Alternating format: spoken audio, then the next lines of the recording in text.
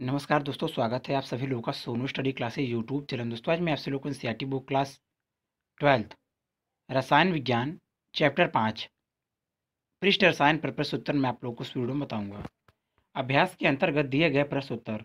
प्रश्न नंबर 1, रसों व शोषण के दो अभिलक्षण दीजिए। उत्तर नंबर 1, रसों व शोषण अति विशिष्ट होता है। नंबर 2, रसों व शोषण में यौगिक बनने के कारण इनकी प्राकृतिक क्रमणी होती है। प्रश्न नंबर 2, ताप बढ़ने पर भौतिक अधिशोषण क्यों घटता है। उत्तर, भौतिक अधिशोषण ऊष्माक्षेपी होता है। ठोस प्लस गैस, गैस ठोस प्लस ऊष्मा। अधिशोषक अधिशोष्य। जब ताप बढ़ाया जाता है तब साम्य पश्च दिशा में विस्थापित हो जाता है, जिससे कि बढ़े हुए ताप को उदासीन किया जा सके, अतः अधिशोषक से गैस बाहर निकल जाती है। प्रश्न नंबर 3, अपने क्रिस्टलीय रूपों की तुलना में चूड़ित पदार्थ अधिक प्रभावी अधिशोषक क्यों होते हैं। उत्तर, क्रिस्टलीय रूपों की तुलना में चूड़ित पदार्थ का पृष्ठ क्षेत्रफल अधिक होता है। पृष्ठ क्षेत्रफल अधिक होने पर अधिशोषण अधिक होता है। प्रश्न नंबर 4, हैबर प्रक्रम में हाइड्रोजन को NiO उत्प्रेरक की उपस्थिति में मेथेन के साथ भाप की प्रक्रिया द्वारा प्राप्त किया जाता है। प्रक्रम को भाप पुनः संभावन कहते हैं। अमोनिया प्राप्त करने के हैबर प्रक्रम में CO को हटाना क्यों आवश्यक है। उत्तर, CO इस प्रक्रम में उत्प्रेरक विष का कार्य करती है, अतः इसे हटाना अनिवार्य होता है। प्रश्न नंबर 5, एस्टर का जल अपघटन प्रारंभ में धीमा एवं कुछ समय पश्चात तीव्र क्यों हो जाता है। उत्तर, एस्टर का जल अपघटन निम्न समीकरण के अनुसार होता है। RCOO plus H2O product RCOOH plus R OH ester जल अम्ल एल्कोहल अभिक्रिया में निर्मित अम्ल स्व उत्प्रेरक का कार्य करता है, अतः कुछ समय पश्चात अभिक्रिया तीव्र हो जाती है। प्रश्न नंबर 6, उत्प्रेरक के प्रक्रम में विशोषण की क्या भूमिका है। उत्तर, विशोषण ठोस उत्प्रेरक की सतह को उस पर अभिकारकों के पुनः अधिशोषण के लिए मुक्त रखता है। प्रश्न नंबर 7, आप हार्डी-सुलजे नियम में संशोधन के लिए क्या सुझाव दे सकते हैं। उत्तर, हार्डी-सुलजे नियम के अनुसार आयन जिन पर कोलाइडी कणों के विपरीत आवेश होता है, कोलाइडी कणों को उदासीन करके उनका स्कंद स्कंदन करते हैं, लेकिन वास्तव में इन आयनों युक्त सॉल को भी स्कंदन होता है, चूंकि कण इसके आवेश को उदासीन कर देते हैं। इस परिस्थितियों में हार्डी-सुलजे नियम को निम्नवत रूपांतरित किया जा सकता है। जब दो विपरीत आवेशित सॉल की उपयुक्त मात्राओं को मिश्रित किया जाता है, तब वे आवेशों को उदासीन करके अवक्षेपित हो जाते हैं। प्रश्न नंबर 8, अवक्षेप का मात्रात्मक आकलन करने से पूर्व उसे जल में धोना आवश्यक क्यों है। उत्तर, अवक्षेप बनाने के लिए मिश्रित विद्युत अपघटनों की कुछ मात्रा अवक्षेप के कणों की सतह पर अधिशोषित बनी रहती है, अतः अवक्षेप का मात्रात्मक आकलन करने से पूर्व उसे जाल से धोना आवश्यक होता है। अतिरिक्त अभ्यास। प्रश्न नंबर 1, अधिशोषण एवं अवशोषण पदों के तात्पर्य में विभेद कीजिए। प्रत्येक का एक उदाहरण दीजिए। उदाहरण, अधिशोषण तथा अवशोषण में अंतर। क्रमशः अधिशोषण अवशोषण। नंबर 1, यह एक पृष्ठीय परिघटना है। अधिशोष्य अणु अधिशोषक की सतह पर ही रहते हैं। नंबर 2, अधिशोषक की सतह पर अधिशोष्य की सांद्रता स्थूल की तुलना में बहुत अधिक होती है। नंबर 3, प्रारंभ में अधिशोषण तीव्रता से होता है, यह साम्य प्राप्त होने तक धीमे धीमे घटता है। उदाहरण, सिलिका जल पर जलवाष्प। अवशोषण अवशोषण अवशोषक पदार्थ के संपूर्ण स्थूल में होता है। अवशोषण में पदार्थ ठोस के संपूर्ण स्थूल में एक समान रूप से वितरित हो जाता है। अतः संपूर्ण स्थूल में सांद्रता एक समान होती है और शोषण एक समान दर से होता है। उदाहरण निर्जलीय CaCl2 द्वारा अवशोषित जल वाष्प। प्रश्न नंबर 2, भौतिक अधिशोषण एवं रासायनिक अधिशोषण में क्या अंतर है? उत्तर, भौतिक अधिशोषण एवं रासायनिक अधिशोषण में अंतर क्रमशः भौतिक अधिशोषण, रासायनिक अधिशोषण, रसोवशोषण। नंबर 1, यह वांडर वाल्स बलों के कारण होता है। नंबर 2, यह प्राकृतिक में विशिष्ट नहीं है। नंबर 3, यह प्राकृतिक में उत्क्रमणीय है। नंबर 4, यह गैस की प्रकृति पर निर्भर करता है। अधिक सरलता से द्रवणीय गैस से सहजता से अधिशोषित होती है। नंबर 5, इसमें अधिशोषण की एंथैल्पी कम 20 से 40 के जूल मोल इनवर्स होती है। अधिशोषण के लिए निम्न ताप सहायक होता है। यह ताप बढ़ने पर घटता है। इसमें सुप्रेक्षीय सक्रियण ऊर्जा की आवश्यकता नहीं होती। नंबर 8, यह पृष्ठीय क्षेत्रफल पर निर्भर करता है। यह पृष्ठीय क्षेत्रफल के बढ़ने पर बढ़ता है। नंबर 9, उच्च दाब पर अधिशोषक के पृष्ठ पर यह बहुआण्विक परतों के रूप में परिणामित होता है। रासायनिक अधिशोषण, रसोवशोषण। नंबर 1, यह रासायनिक बंध बनने के कारण होता है। नंबर 2, यह प्राकृतिक में अति विशिष्ट होता है। नंबर 3, यह अनुत्क्रमणीय है। नंबर 4, यह भी गैस की प्राकृतिक पर निर्भर करता है। वह गैस जो अधिशोषक से क्रिया करती है रसोवशोषण दर्शाती है। नंबर 5, इसमें अधिशोषण की एंथैल्पी उच्च 80 से 240 के जूल मोल इनवर्स होती है। अधिशोषण के लिए उच्च ताप सहायक होता है। यह ताप बढ़ने पर बढ़ता है। नंबर 7, कभी कभी उच्च सक्रियण ऊर्जा की आवश्यकता होती है। नंबर 8, यह भी पृष्ठीय क्षेत्रफल पर निर्भर करता है। यह भी पृष्ठीय क्षेत्रफल के बढ़ने पर बढ़ता है। यह एकल अणु परत के रूप में फलित होता है।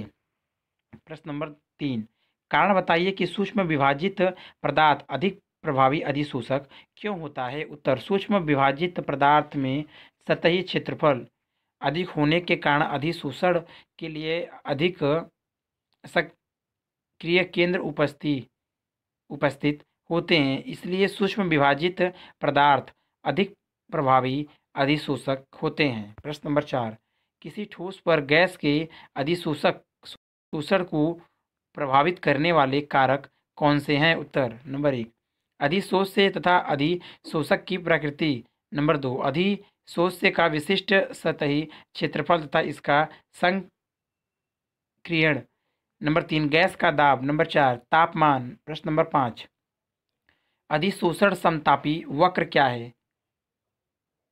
फ्रांडलिक अधिशोषण समतापी वक्र का वर्णन कीजिए। उत्तर, अधिशोषण समतापी क्रम अधिशोषक के प्रति ग्राम में अधिशोषित गैस की मात्रा तथा स्थिर ताप पर अधिशोष से गैस के दाब के बीच खींचा गया वक्र अधिशोषण समतापी वक्र कहलाता है। फ्रांडलिक अधिशोषण समतापी वक्र फ्रांडलिक ने सन 1909 में ठोस अधिशोषक के इकाई द्रव्यमान द्वारा एक निश्चित ताप पर अधिशोषित गैस की मात्रा एवं दाब के मध्य एक प्रयोग पर आधारित संबंध दिया। संबंध को निम्नलिखित समीकरण द्वारा व्यक्त किया जा सकता है।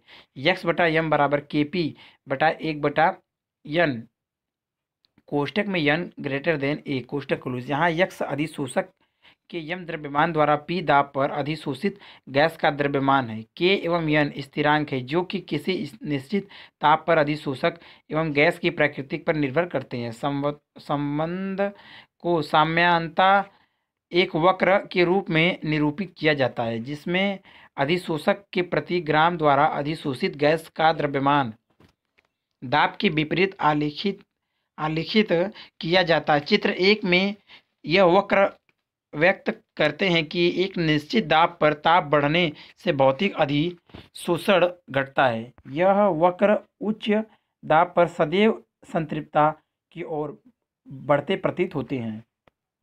चित्र 1, अधिशोषक शोषण समतापी वक्र। यक्स बटा एम पी 195, 244 के, 273 के। चित्र आप देख लीजिए।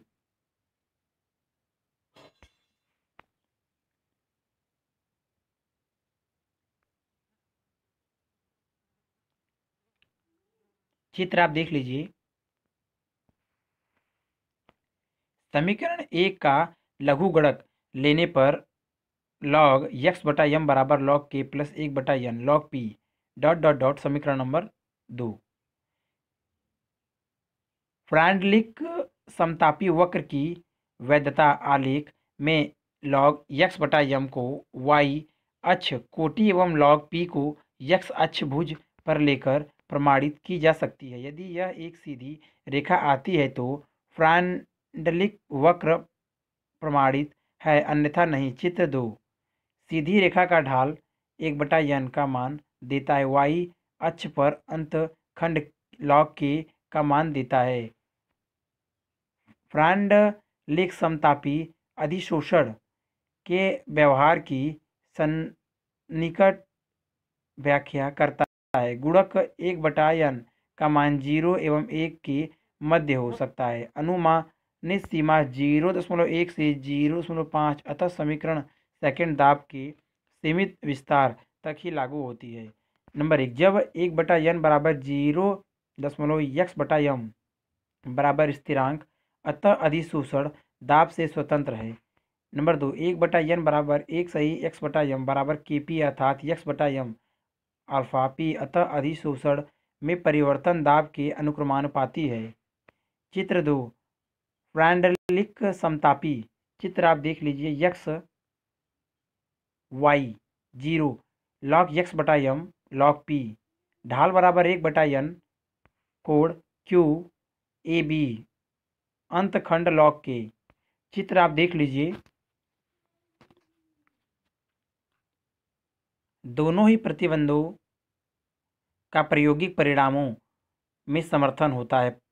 प्रायोगिक समतापी सदैव उच्च दाब पर संतृप्तता की ओर अभिगमन करते प्रतीत होते हैं। इसे फ्रांडलिक समतापी से नहीं समझाया जा सकता। इस प्रकार यह उच्च दाब पर असफल हो जाता है। प्रश्न नंबर 6। अधिशोषक के सक्रियण से आप क्या समझते हैं? यह कैसे प्राप्त किया जा सकता है? उत्तर, अधिशोषक के सक्रियण से तात्पर्य अधिशोषक की अधिशोषण क्षमता को बढ़ाना है। इसे अधिशोषक के पृष्ठीय क्षेत्रफल को बढ़ाकर किया जा सकता है। अधिशोषक के पृष्ठीय क्षेत्रफल को निम्नलिखित विधियों द्वारा बढ़ाया जा सकता है। नंबर 1, अधिशोषित गैसों को हटाकर अर्थात चारकोल को 650 के से 1330 के मध्य ताप पर निर्वात अथवा अतितप्त भाप में गर्म करके सक्रिय किया जा सकता है। नंबर 2, अधिशोषक को बारीक पीसकर अर्थात सूक्ष्म विभाजित करके इनकी अधिशोषण क्षमता बढ़ाई जा सकती है। नंबर 3, अधिशोषक की सतह को खुरदरा करके भी इसकी अधिशोषण क्षमता अर्थात सक्रियता बढ़ाई जा सकती है। प्रश्न नंबर 7, विषमांगी उत्प्रेरण में अधिशोषण की क्या भूमिका है? उत्तर, विषमांगी उत्प्रेरण में सामान्यतः ठोस अधिशोषक, उत्प्रेरक तथा अभिकारक गैसें होती हैं। अभिकारक उत्प्रेरक की सतह पर होती है, जहां अभिकारक अणु अधिशोष्य रासायनिक अधिशोषित होते हैं। प्रश्न नंबर 8, अधिशोषण हमेशा ऊष्माक्षेपी क्यों होता है? उत्तर, अधिशोषण होने पर पृष्ठ के विशिष्ट बलों में सदैव कमी आती है, अर्थात पृष्ठ ऊर्जा में कमी आती है, जो कि ऊष्मा के रूप में प्रकट होती है। अतः अधिशोषण सदैव एक ऊष्माक्षेपी प्रक्रम होता है। दूसरे शब्दों में अधिशोषण का डेल्टा एच हमेशा ऋणात्मक होता है। जब एक गैस अधिशोषित होती है तो इसके अणुओं का संचलन सीमित हो जाता है। इससे अधिशोषण के पश्चात गैस की एंट्रोपी घट जाती है। किसी प्रक्रम में स्वतः प्रवर्तित होने के लिए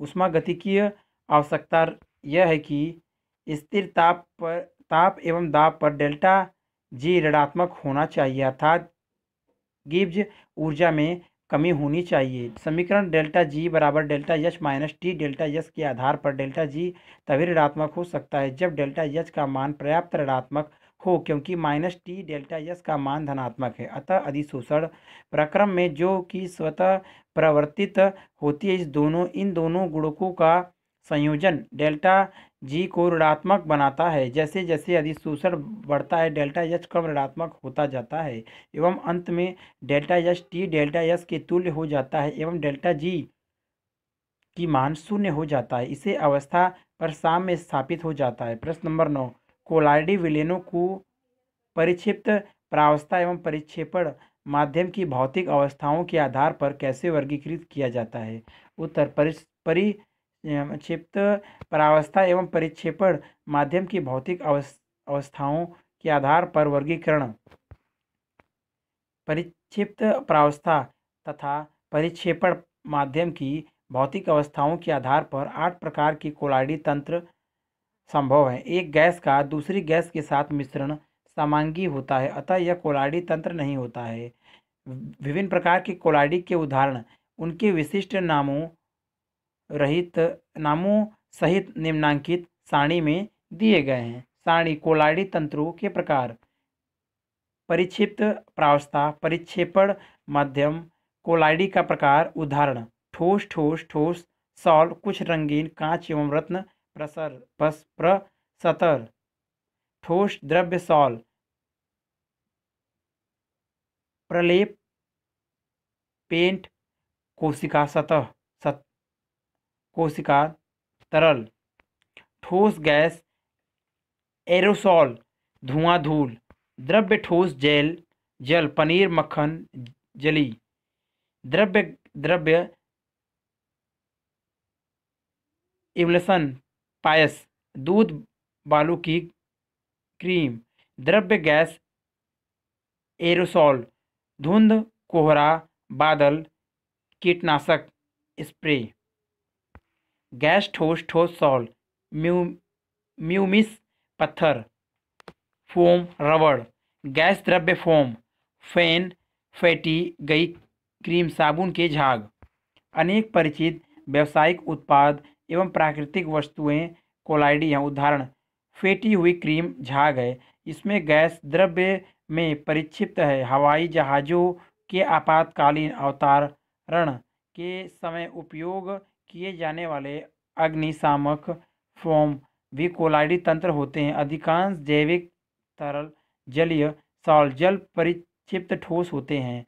एक प्रारूपी कोशिका में उपस्थित प्रोटीन एवं न्यूक्लिक अम्ल कोलाइडी के आकार के कण होते हैं जो आयनों एवं लघु अणुओं के जलीय विलयन में परिक्षिप्त होते हैं। प्रश्न नंबर 10, ठोसों द्वारा गैसों के अधिशोषण पर दाब एवं ताप के प्रभाव की विवेचना कीजिए।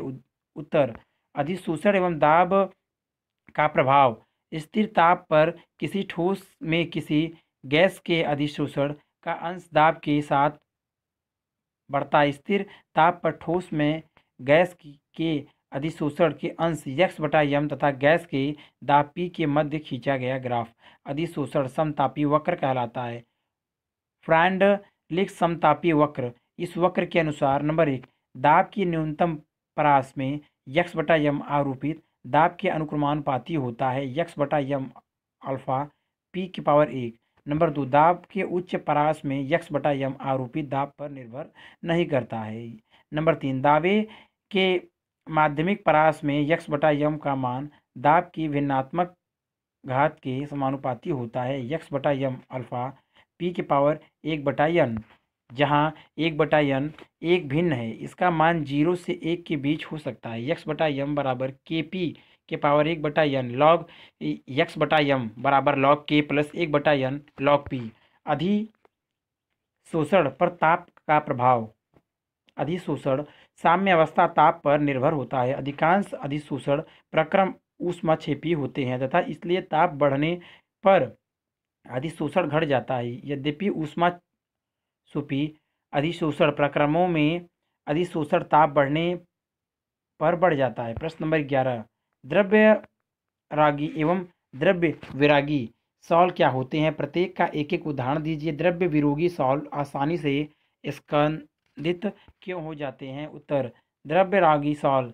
द्रव्यरागी शब्द का अर्थ है द्रव्य को सने करने वाला।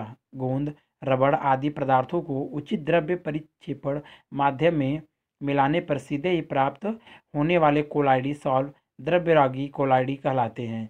सॉल्व की एक महत्वपूर्ण विशेषता यह होती है कि यदि परिक्षेपण माध्यम को परिक्षिप्त प्रावस्था से अलग कर दिया जाए, माना वाष्पीकरण द्वारा, तो सॉल्व को केवल परिक्षेपण माध्यम के साथ मिश्रित करके पुनः प्राप्त किया जा सकता है। ऐसे सॉल्व उत्क्रमणीय सॉल्व भी कहलाते हैं। इसके अतिरिक्त यह सॉल्व पर्याप्त स्थायी होते हैं और एवं इन्हें आसानी से स्कंदित नहीं किया जा सकता है। इस प्रकार के सॉल्व के उदाहरण गोंद, जिलेटिन, स्टार्च, रबड़ आदि हैं।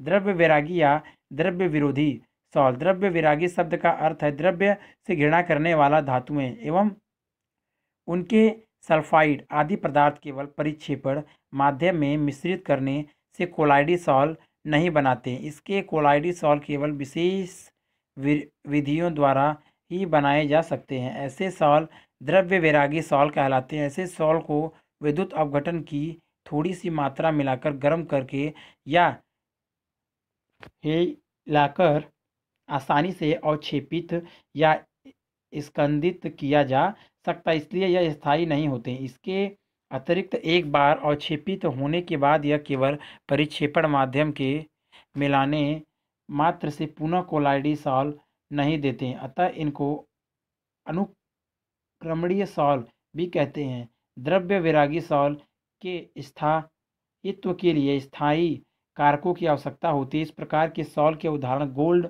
सिल्वर, Fe कोष्टक में OH3 आदि हैं। द्रव्य विरोधी सॉल्व का स्कंदन। द्रव्य विरोधी सॉल्व का स्थायित्व केवल कोलाइडी कणों पर आवेश की उपस्थिति के कारण होता है। यदि आवेश हटा दिया जाए अर्थात उचित विद्युत अपघटन मिला दिए जाए तो कण एक दूसरे के समीप आकर पुंजित हो जाएंगे अर्थात यह स्कंदित होकर नीचे बैठ जाएंगे। दूसरी ओर द्रव्यरागी सॉल्व का स्थायित्व कोलाइडी कणों के आवेश के साथ साथ उनके विलायकोयोजन के कारण होता है। इन दोनों कारकों को हटाने के पश्चात ही इन्हें स्कंदित किया जा सकता है। अतः स्पष्ट है कि द्रव्य विरोधी सॉल्व आसानी से स्कंदित हो जाते हैं। प्रश्न नंबर 12, बहु अणुक एवं वृहदाणुक कोलाइडी में क्या अंतर है? प्रत्येक का एक एक उदाहरण दीजिए।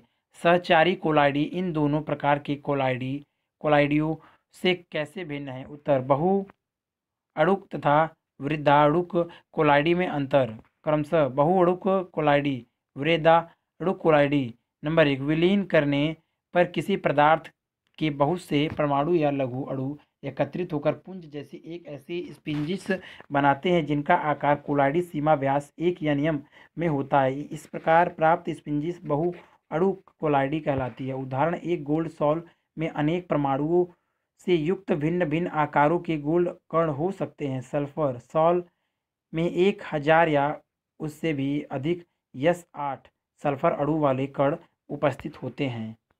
वृहदाणुक कोलाइडी, वृहदाणु उचित विलायकों में ऐसे विलयन बनाते हैं जिनमें वृहदाणुओं का आकार कोलाइडी सीमा में होता है। ऐसे निकाय वृहदाणुक कोलाइडी कहलाते हैं। प्राकृतिक रूप से पाए जाने वाले वृहदाणुक कोलाइडियों के उदाहरण हैं स्टार्च, सेलुलोस, प्रोटीन और एंजाइम्स एवं मानव निर्मित वृहदाणु हैं पॉलीथीन, नाइलॉन, पॉलीस्टाइरीन,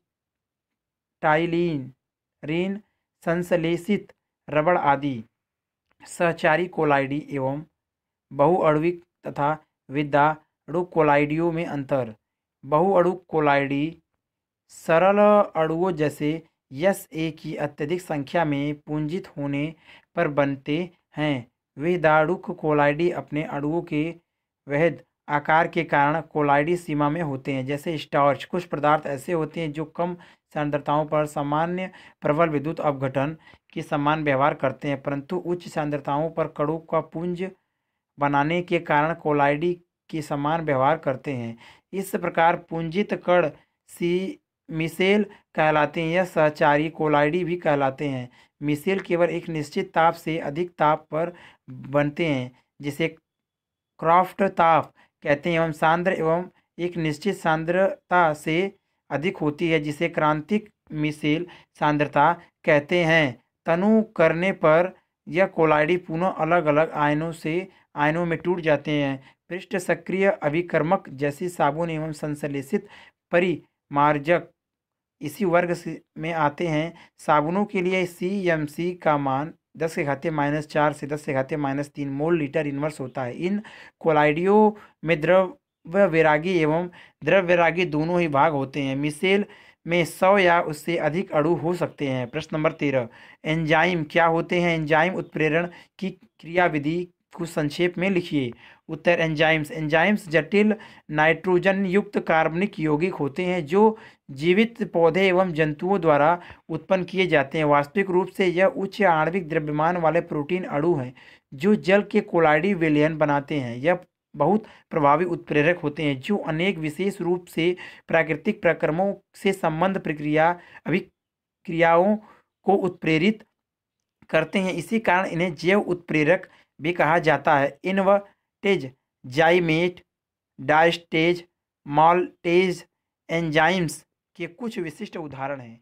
एंजाइम उत्प्रेरण की क्रियाविधि। एंजाइम्स के कोलाइडी कणों की सतहों पर बहुत सारे कोटर होते हैं। यह कोटर अभिलक्षणिक आकृति के होते हैं तथा इनमें सक्रिय समूह जैसे NH2, COOH, SH-OH आदि होती हैं। वास्तव में यह सतह पर उपस्थित सक्रिय केंद्र होते हैं। अभिकारक के अणु जिनकी परिपूरक आकृति होती है, इन कोटरों के एक ताले में चाबी के समान फिट हो जाते हैं।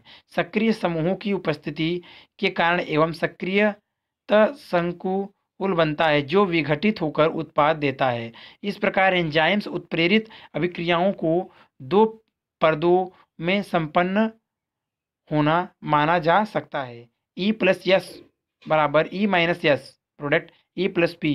सक्रिय सतह एंजाइम्स उत्प्रेरक, क्रियाधार अभिकारक, एंजाइम्स क्रियाधार संकुल, एंजाइम्स उत्पाद। चित्र 3, एंजाइम्स उत्प्रेरित अभिक्रियाओं की क्रियाविधि। चित्र आप देख लीजिए।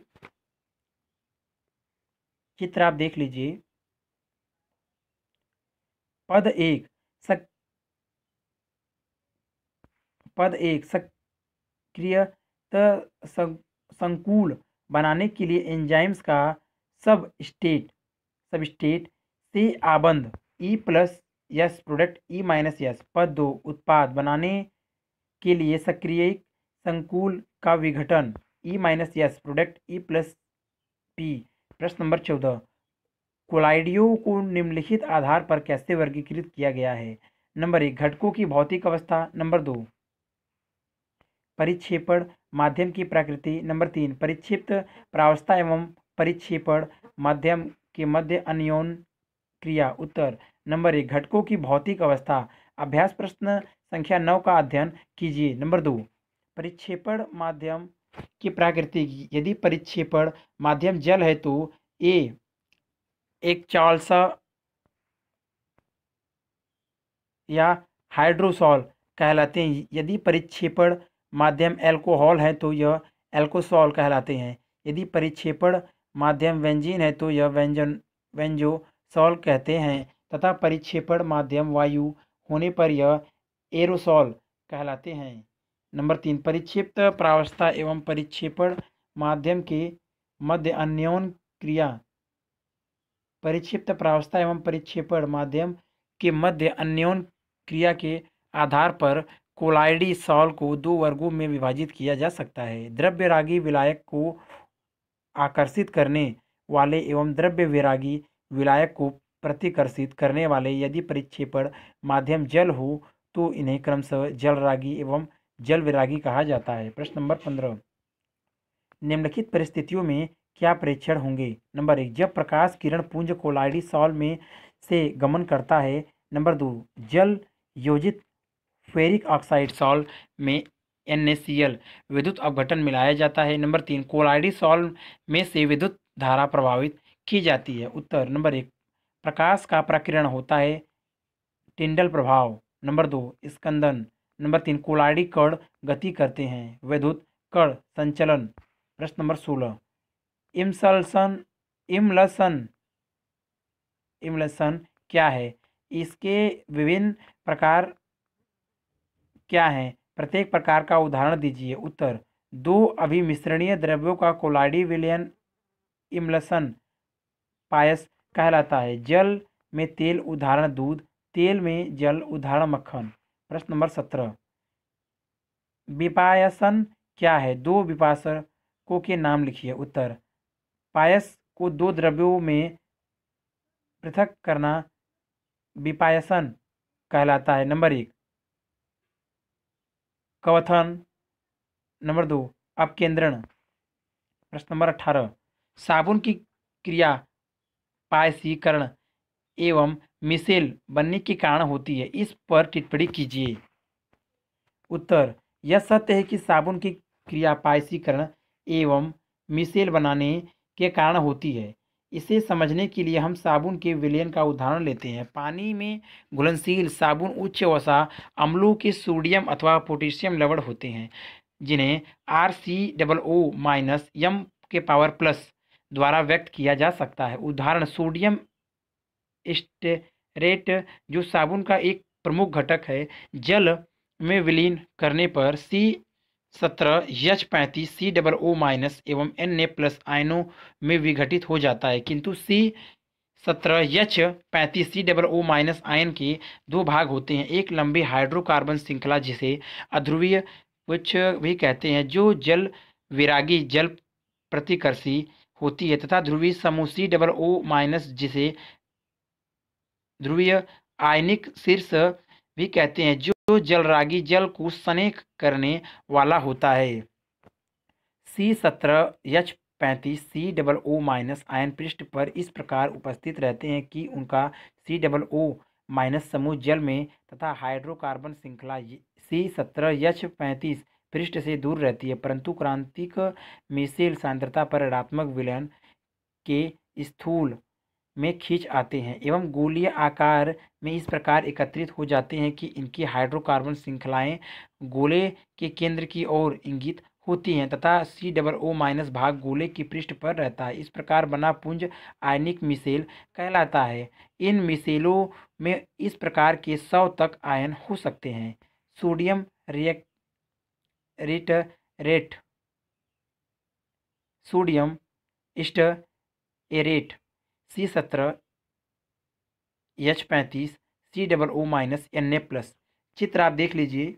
जल विरागी पुच्छ, जलरागी शीर्ष, जलरागी शीर्ष, जल विरागी पुच्छ। चित्र 4, स्टेरेट आयन के जलरागी एवं जल विरागी भाग। चित्र आप देख लीजिए।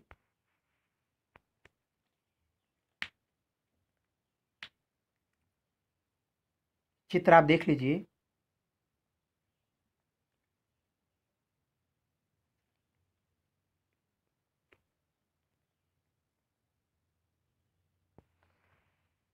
इस प्रकार अपमार्जकों जैसे सोडियम लार लारिस लारिक lauryl sulphate CH3 CH2 SO minus 4 Na plus में लंबी डाई हाइड्रोकार्बन श्रृंखला सहित माइनस SO2 ध्रुवीय समूह है, अतः मिसेल बनने की क्रियाविधि साबुनों के समान ही है।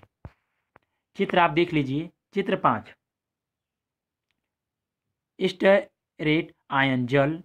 चित्र ए, चित्र बी। चित्र बी, आयनिक मिसेल। चित्र आप देख लीजिए। चित्र 5A, साबुन की निम्न सांद्रता पर जल के पृष्ठ पर स्टेरेट आयनों की व्यवस्था। बी, साबुन की क्रांतिक मिसेल सांद्रता पर जल के आंतरिक स्थूल में स्टेरेट आयनों की व्यवस्था, आयनिक मिसेल। चित्र आप देख लीजिए।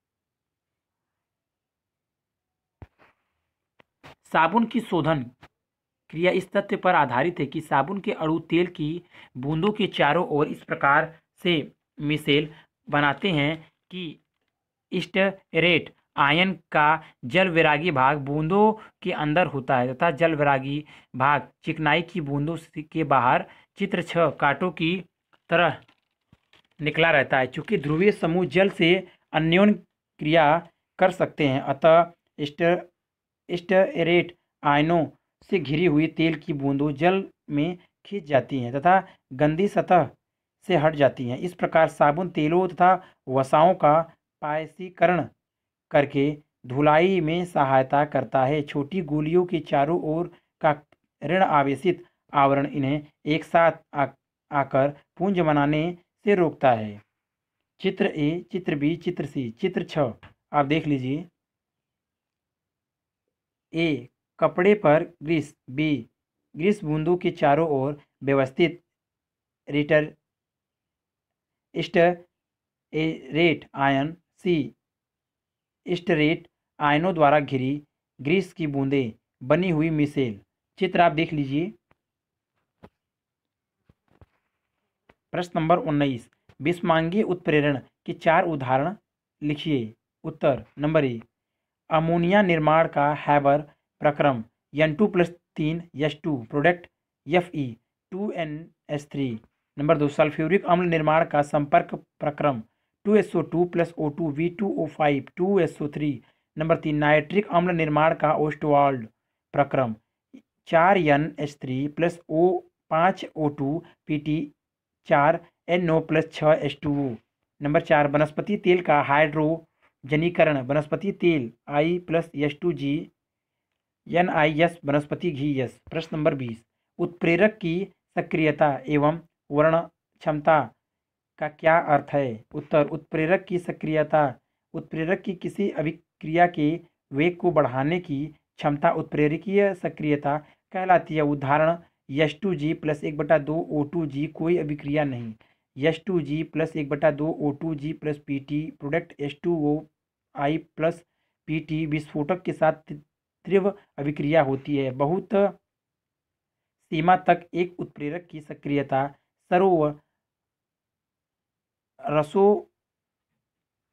रसोवशोषण की प्रबलता पर निर्भर करती है। सक्रिय होने के लिए अभिकारक उत्प्रेरक पर पर्याप्त प्रबलता से अधिशोषित होने चाहिए, यद्यपि वह इतनी प्रबलता से अधिशोषित नहीं होने चाहिए कि वह गतिहीन हो जाए। एवं अन्य अभिकारकों के लिए उत्प्रेरक की सतह पर कोई स्थान रिक्त न रहे। उत्प्रेरक की वर्ण क्षमता किसी उत्प्रेरक की वर्णात्मकता उसकी किसी अभिक्रिया को दिशा देकर एवं विशेष उत्पाद बनाने की क्षमता है। उदाहरण H2 एवं CO से प्रारंभ करके एवं भिन्न उत्प्रेरकों के प्रयोग से हम भिन्न भिन्न उत्पाद प्राप्त कर सकते हैं। Number 1, COG + 3H2G NiCH4G + H2OG। Number 2, COG + 2H2G Cu ZnO - Cr2O3 CH3OHG।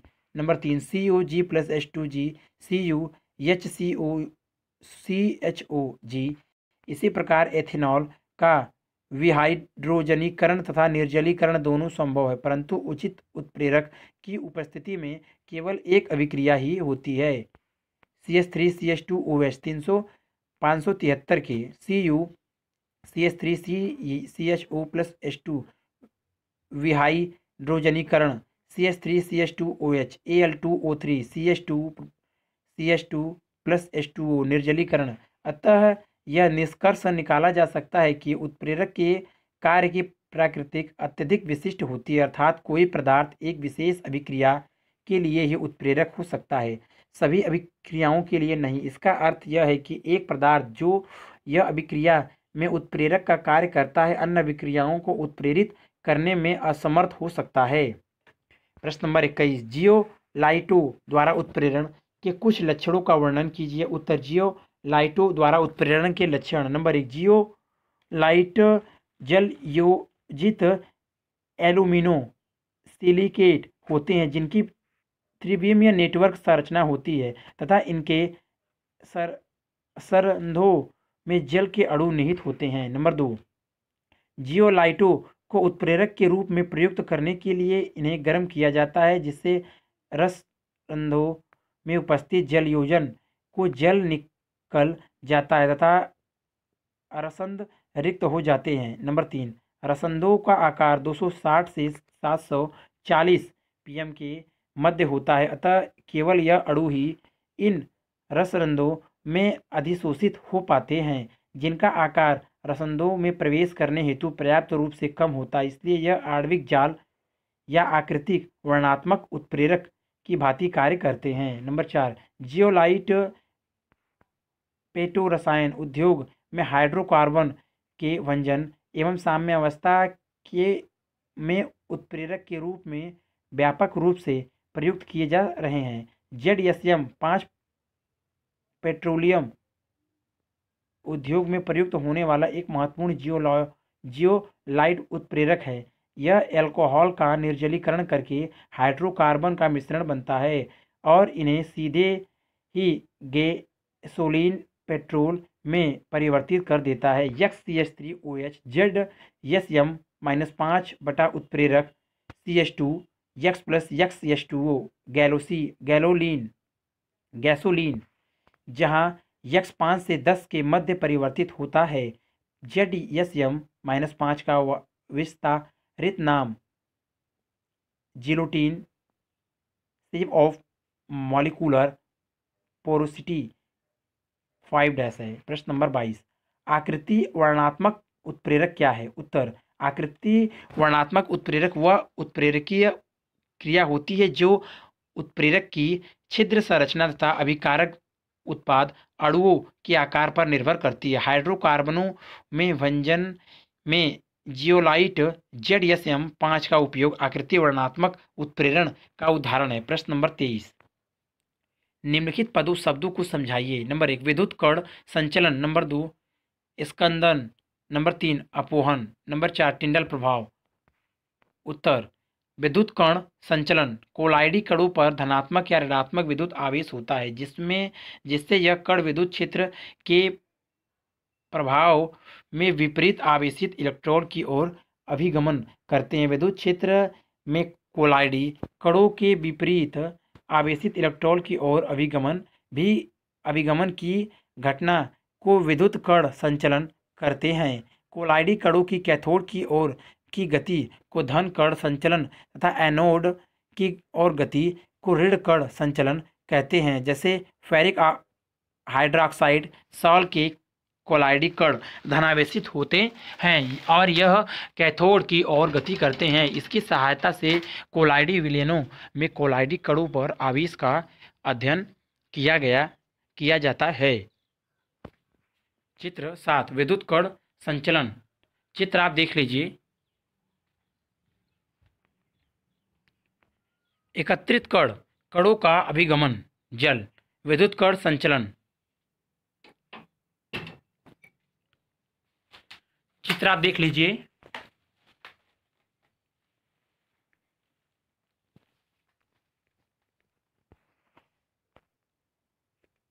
Number 2, Skandan.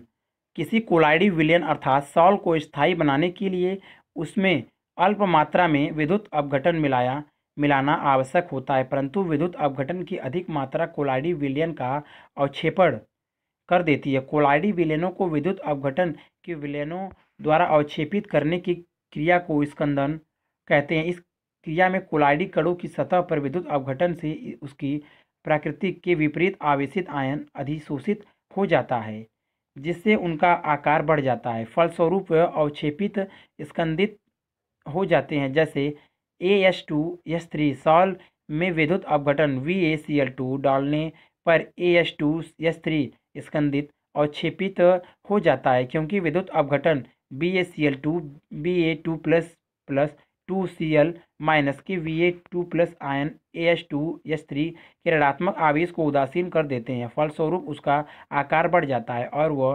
अवक्षेपित हो जाता है। नंबर 3, अपोहन। यह विधि इस तथ्य पर आधारित है कि घुलित पदार्थों के अणु व आयन चर्मपत्र झिल्ली में से सफलतापूर्वक विसरित हो जाते हैं, जबकि कोलाइडी कण उसमें से विसरित नहीं हो पाते हैं या कठिनाई से विसरित होते हैं। चर्मपत्र झिल्ली द्वारा कोलाइडी विलयन में घुलित पदार्थों को पृथक करने की विधि को अपोहन कहते हैं। चित्र 8 आप देख लीजिए। जल जल चर्म थैली अशुद्धि के कण कोलाइडी कण अपोहन। चित्र आप देख लीजिए।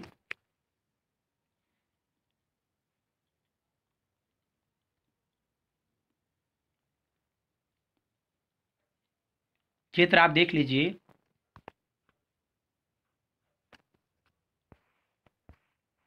चर्मपत्र झिल्ली से बनी एक थैली या किसी बेलनाकार पात्र जिसे अपोहन कहते हैं, कोलाइडी विलयन भरकर उसे बहते हुए जल में निलंबित करते हैं। कोलाइडी विलयन में उपस्थित घुलित पदार्थ के कण झिल्ली में से होकर बहते जल के साथ बाहर निकल जाते हैं। कुछ दिनों में शुद्ध कोलाइडी विलयन प्राप्त हो जाता है। अपोहन की दर को बढ़ाने के लिए विद्युत क्षेत्र भी प्रयुक्त किया जाता है, जिसे विद्युत अपोहन कहते हैं। अतः कोलाइडी विलयन के शोधन हेतु अपोहन विधि को प्रयुक्त करते हैं। नंबर 4 टिंडल प्रभाव।